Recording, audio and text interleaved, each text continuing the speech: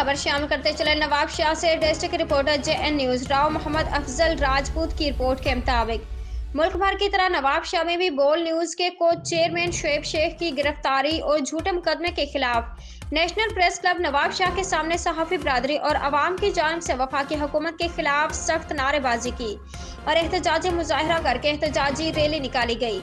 इस मौके पर सिंध जर्नलिस्ट काउंसिल जिला शहीद बेनज़ीराबाद के सदर, national press club Nawabshah के सदर और नुमाइंदा Bol news Mansoor Ahmed, Sindh journalist council जिला शहीद बेनज़ीराबाद के general secretary, national press club secretary के सदर गुलाम कादिर चांडियो, सिंध जर्नलिस्ट काउंसिल जिला शहीद बेनज़ीराबाद के सीनियर नायब सदर मंठार दाहिरी व दिगर ने मीडिया से बातचीत करते हुए कहा कि बोल न्यूज को हक और सच के सजा, हम इस जुल्म को नहीं मानते। हम बोल न्यूज के चेयरमैन शुएब शेख की गिरफ्तारी की पुरजोर मजम्मत करते हैं।